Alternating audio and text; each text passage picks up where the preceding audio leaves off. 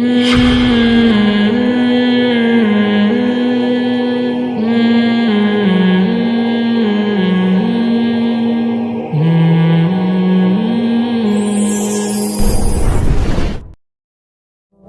ہو کہ نہیں سمجھتے؟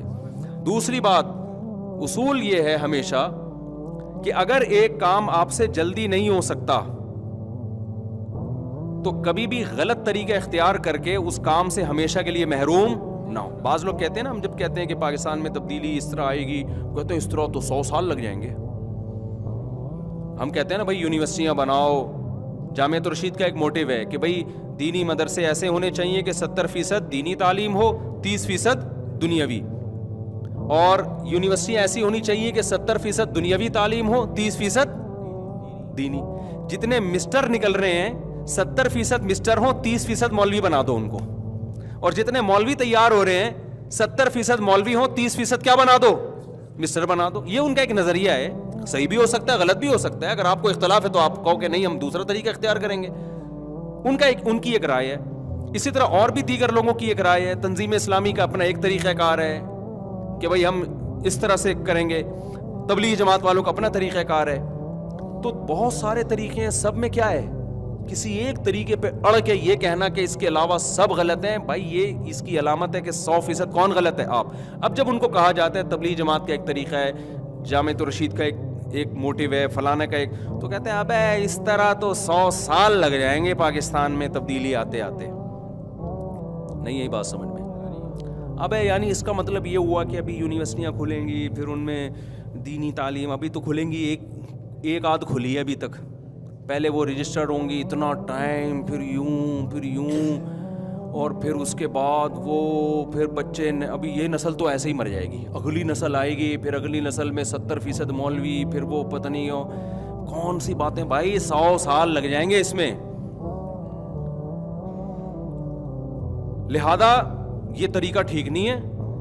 اس کا مطلب ہے کہ اگر کسی کام میں 100 سال لگ رہے ہیں نا، تو جلد بازی میں وہ کام کرو کہ 100 سال میں بھی نہ ہو. پھر یہ بھی ہماری قوم کا ایک مزاج ہے. لوگ کہتے ہیں نبی صلی اللہ علیہ وسلم نے جو طریقہ اختیار کیا تھا نا، 23 سال میں انقلاب آ گیا تھا، لہذا ہم بھی کم سے کم 23 سال میں کیا لائیں گے؟ انقلاب. او بھائی یہ نہیں ہے. رسول اللہ صلی اللہ علیہ وسلم آخری نبی ہیں.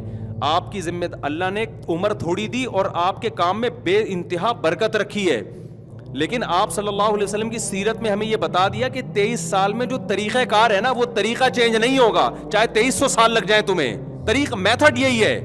تو نبی کو تو ٹائم تھوڑا دیا گیا، آخری نبی ہے نا، تو آپ نے وہ سارے طریقے اختیار کیے جو اس زمانے کے لحاظ سے سوٹیبل ہو سکتے تھے. اس میں ہمیں یہ بتا دیا گیا کہ طریقہ یہی رہے گا، چاہے نتیجہ 23 سال میں نکلے یا 2300 سال میں نکلے، اس طریقے سے آپ نے ہٹنا نہیں. اور وہ طریقہ کیا ہے؟ گراؤنڈ ریئلٹی کو دیکھ کر اسباب کی دنیا میں غور کرنا ہے کہ اسباب کی دنیا میں یہ طریقہ کارگر رہے گا یا نہیں رہے گا. اگر اسباب آپ کو اس کی اجازت نہیں دے رہے، اسباب کا مطلب سمجھتے ہیں؟ دیکھو اللہ نے دنیا کو جوڑ دیا ہے اسباب کے ساتھ. پیاس کیسے بجھے گی آپ کی؟ پانی پیئیں گے، دعاؤں سے نہیں بجھتی.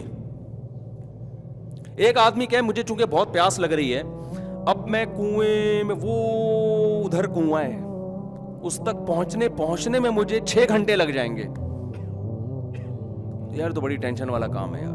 اتنی دیر میں تو میں بہت ساری تبلیغ کا کام کر سکتا ہوں، بہت سارے لوگوں کو مسلمان بنا سکتا ہوں، لہذا میں اللہ سے دعا مانگوں گا کہ پانی مجھے ویسے ہی پلا دے. تو پلا دے گا اللہ تعالیٰ؟ اللہ کی عادت یہ ہے کہ نہیں پلائے گا.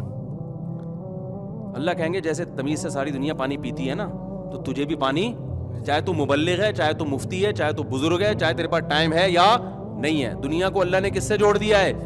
اب آپ کہو کہ یار 6 مہینے تو پانی لانے میں لگیں گے، تو میں بیان کس وقت کروں گا، تبلیغ کس وقت کروں گا؟ آپ اس کے مکلف ہی نہیں ہو. آپ مکلف کس کے ہو؟ اسباب کے. آپ کو جانا پڑے گا، ان تمام ضرورتوں کو پورا کرنا پڑے گا. جو ٹائم بچے گا وہ آپ تبلیغ میں لگاؤ گے. سمجھ میں آ رہی ہے بات کہ نہیں آ رہی؟ ہم یہ دیکھتے ہیں کہ رسول اللہ صلی اللہ علیہ وسلم کے دور میں جو معجزے ہوئے ہیں نا، ان معجزوں کو دیکھ رہے ہوتے ہیں.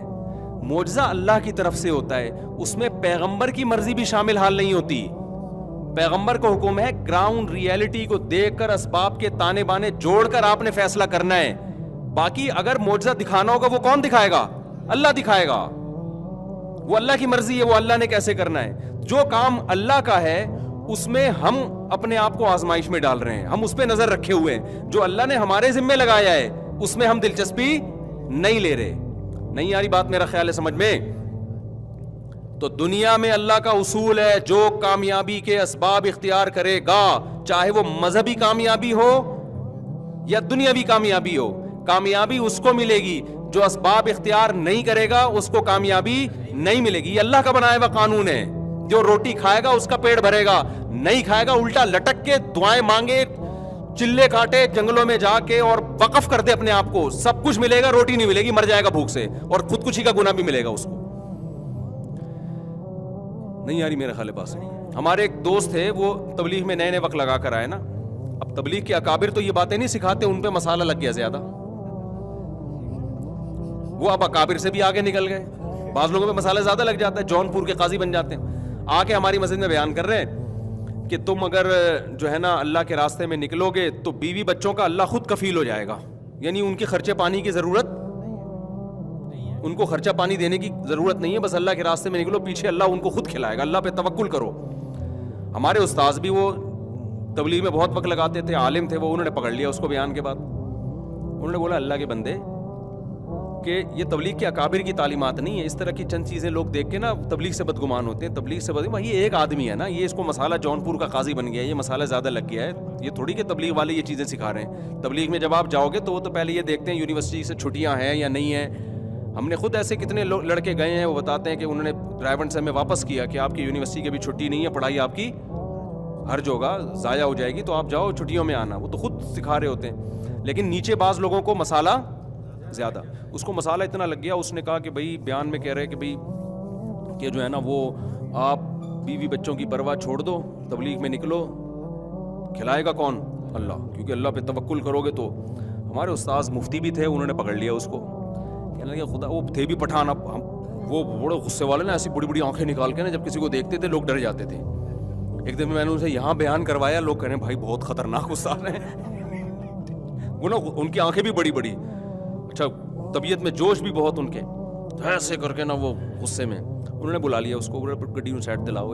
بیان کے بعد نا شکر ہے بیان میں نہیں روکا اس کو, انہوں نے کہا ادھر آپ. انہوں نے بولا تو نے جو یہ بتایا ہے کہ بیوی بچوں کے حقوق پورے کیے بغیر تبلیغ میں نکل جاؤ, تو تبلیغ میں جائے گا کیا سیکھنے کے لیے؟ اسلام سیکھنے کے لیے جائے گا نا, یا اسلام کی تبلیغ کرنے کے لیے جائے گا؟ تو اسلام تو دو چیزوں کے نام ہے, اللہ کے حقوق اور مخلوق کے حقوق. تو مخلوق میں تو والدین بیوی بچے سب سے پہلے ہیں, انہی کے حقوق کو توڑ کے جائے گا تو سکھائے گا کیا؟ آدھا اسلام تو نے کیا کر دیا, ختم کر دیا, بچا کیا ہے؟ نہیں یہ بات سمجھ میں. تو مجھے ان کا اسٹائل بڑا اچھا لگا کہ ایسی ٹو دا پوائنٹ بات کی نا انہوں نے. مفتی تھے نا, تو انہوں نے بات کیا کہ انہوں نے کہا کہ بھائی تو جب جائے گا اسلام سکھانے کے لیے, تو اسلام نام کس چیز کا ہے؟ اللہ کے حقوق, اور آدھا اسلام اللہ کے حقوق, آدھا کس کا؟ مخلوق کے حقوق. تو مخلوق میں ماں باپ, بیوی اور بچے, یہ تو سب سے پہلے ہے نا.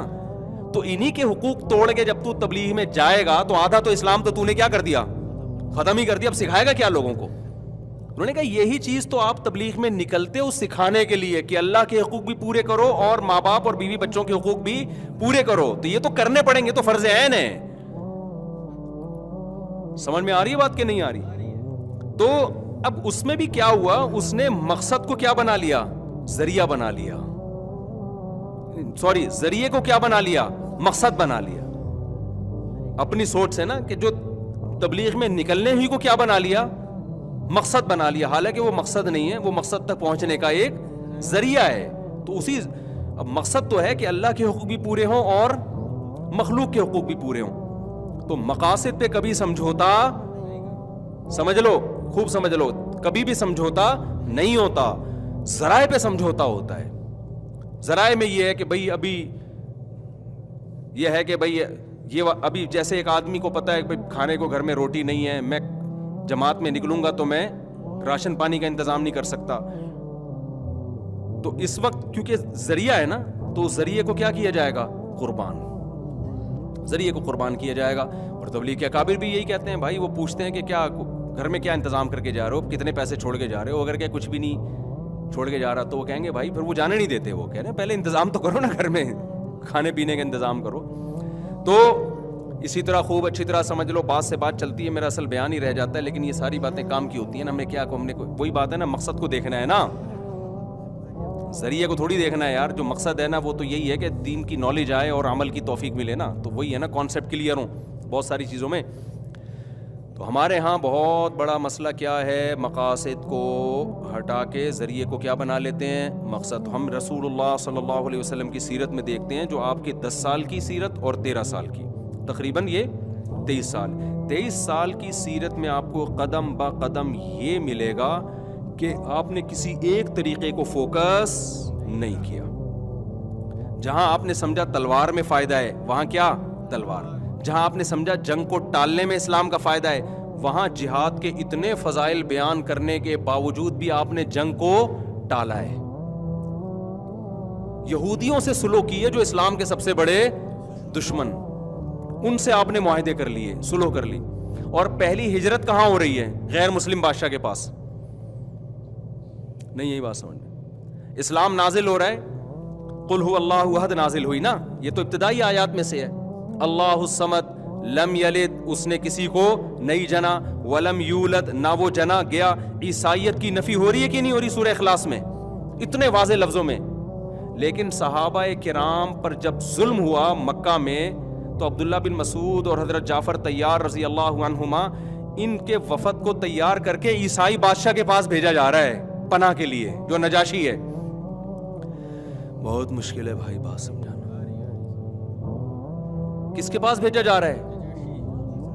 تو بظاہر تو یہ اشکال ہوتا ہے کہ جس کے نظریے کی آپ نفی کر رہے ہیں، عیسائی تو اس کا تو بڑا دعویٰ یہ ہے کہ عیسیٰ علیہ السلام اللہ کے معاذ اللہ بیٹے ہیں، تو آپ کی تو نفی ہو رہی ہے کہ ہم اس کے قائل نہیں ہیں، ہم عیسیٰ کو اللہ کا بیٹا نہیں کہہ رہے. تو آپ نجاشی کے پاس ان صحابہ کو پناہ لینے کے لیے کیسے بھیج رہے ہیں؟ تو ہمارے نبی سے اگر ہم پوچھتے تو کیا جواب ملتا؟ بھائی ہم اپنے کانسیپٹ پہ کمپرومائز نہیں کر رہے. ہم نجاشی کے پاس جا کے بیان تھوڑی بدلیں گے کہ ہم تمہاری ہمدردیاں لینا چاہتے ہیں، لہذا معاذ اللہ نقل کفر، ہم بھی اب عیسیٰ کو معاذ اللہ کا بیٹا کہیں گے اور ہم تمہارے دین میں آئیں گے. ہمیں یہ پتا چلا ہے کہ عیسائیت پر ہونے کے باوجود وہ ایک رحم دل اور نرم دل انسان ہے. مظلوموں کی مدد، چاہے وہ کسی بھی مذہب سے ہوں، مظلوموں کی وہ مدد کرتا ہے. اس کی اس رحم دلی سے ہم فائدہ اٹھائیں گے؟ نہیں یہ بات سمجھ. کیوں؟ اسلام کو بچانے کے لیے یہ ضروری تھا، کیونکہ جو ظلم مکہ میں صحابہ پہ ہو رہے تھے اس میں تو ڈر تھا کہ اسلام ہی ختم نہ ہو جائے. تو کوئی تو جگہ چاہیے تھی نا. ابے کیا ہو گیا؟ دیکھو نبی یہ بھی تو کر سکتے تھے نا کہ ہم بجائے عیسائی بادشاہ سے مدد لیں اور اس سے پناہ لیں اور اس کے محل میں جائیں، تو بہتر نہیں ہے کہ ہم اللہ سے مدد مانگیں؟ تو ہم تہجد کی رکعتیں تھوڑی اور زیادہ بڑھا دیتے ہیں. کیا خیال ہے؟ صبح یہ وظیفہ، شام کو یہ وظیفہ، اور لا الہ الا انت سبحانک انی کنت من الظالمین، اس وظیفے کو پڑھ کر جب یونس علیہ السلام کو مچھلی کے پیٹ میں سمندر کی تہ میں نجات مل سکتی ہے، تو ہمیں مکہ میں مشرکین کے ظلم سے نجات کیوں نہیں مل سکتی؟